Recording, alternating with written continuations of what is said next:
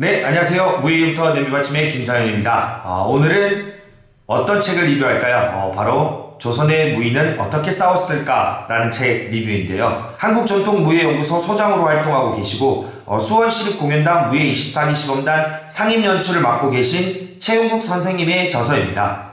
이 최용국 선생님은 친절한 조선사, 조선무사, 궁술 조선의 활쏘기, 무예로 조선을 꿈꾸다 등 다양한 무예 관련 책을 발간하거나 연구하고 계십니다. 조선의 무인은 어떻게 싸웠을까? 이 책은 사극에서 보이는 역사적 배경을 바탕으로 무인들의 고증 오류를 안타깝게 생각하여 쓴 책입니다. 책 앞 표지에는 무지와 오해로 얼룩진 사극 속 전통 무예라고 적혀 있습니다. 책은 크게 조선 무인의 무기사용법, 조선의 무인은 무엇을 입고 전쟁에 나갔을까, 조선 장수는 어떻게 전쟁을 승리로 이끌었을까, 총 3장으로 나누어져 있습니다. 그 중에서도 제가 가장 인상 깊었던 내용을 몇 가지 알려드리겠습니다. 우선 조선 무인의 무기사용법입니다. 이 조선시대 군사들이 사용한 무기 중 가장 보편적인 기본 무기는 환도였다고 합니다. 이 평시에는 호신용이나 지휘용으로 사용하고 전투가 발생하면 근접 전투에서 효과적으로 살상할 수 있는 무기였다고 합니다. 이 환도는 칼집에 고리를 걸어 몸에 차고 다니던 도구므로 환도의 고리는 띠돈이라고 하는데, 이 평시에 있는 띠돈을 사용해 둥근 고리에 묶어 허리나 옆구리에 폐용했다고 합니다.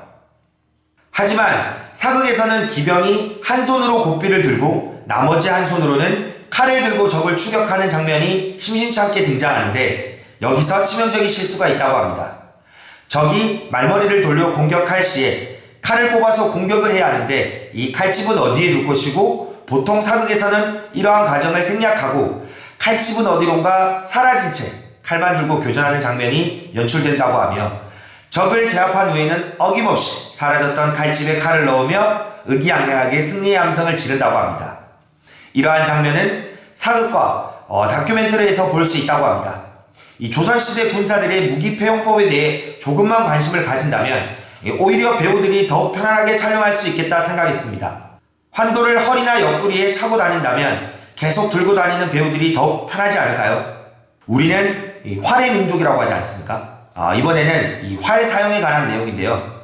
예로부터 우리 민족은 이 조선의 특별한 활인 무소뿔로 만든 각군과 이 뛰어난 활쏘기 실력에 대해서 많은 나라에서 인정을 받았습니다.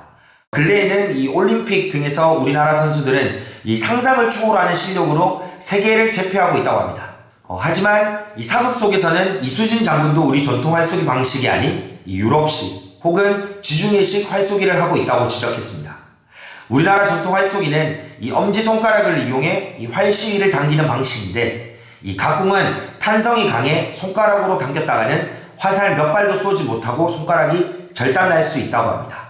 그래서 만든 것이 이 속불로 만든 보조기구인 이 깍지를 걸어 이 피부 마찰을 거의 없게 만들어 쏜다고 합니다. 불멸의 이순신에서 활 쏘는 장면을 보시면 이 서양식 사법을 사용하고 있습니다.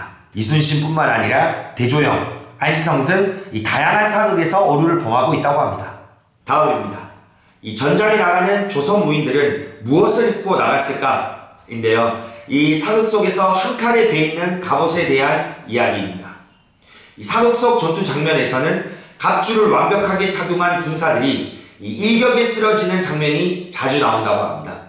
주인공이 칼을 들고 움직이면 이 한 칼마다 한 사람씩 이 추풍낙엽처럼 나뒹군다고 합니다. 이 마치 주인공의 칼에 이 마법이 불어있는 것처럼 주인공이 칼을 휘두르기만 하면 이 새로운 길이 만들어진다고 합니다. 하지만 이 갑주를 착용한 적을 단칼에 베는 것은 말이 안 된다고 합니다.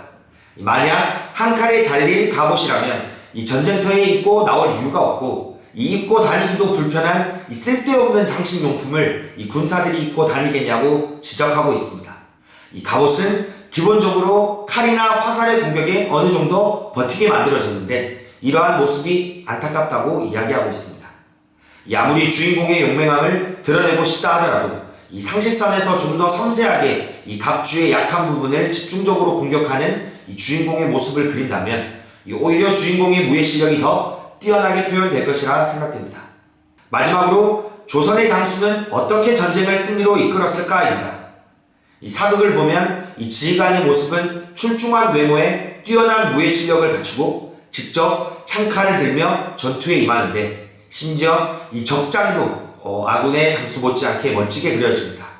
이들은 서로 창칼을 맞대고 1대1로 승부를 가르고 이 주인공이 승리하면 적군은 물러나가는 형태로 그려진다고 합니다.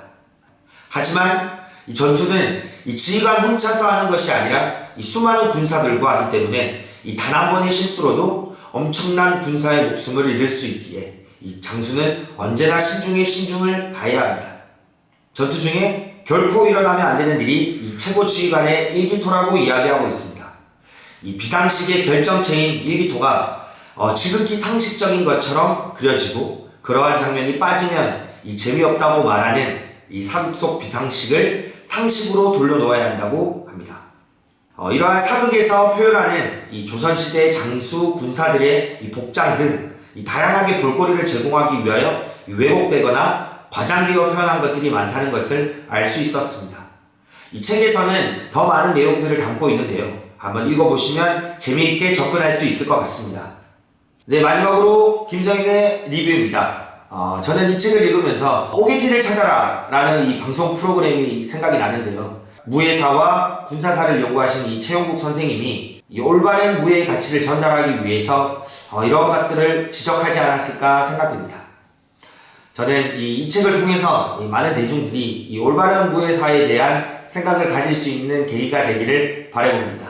지금까지 내비마침의 김성현이었습니다. 감사합니다.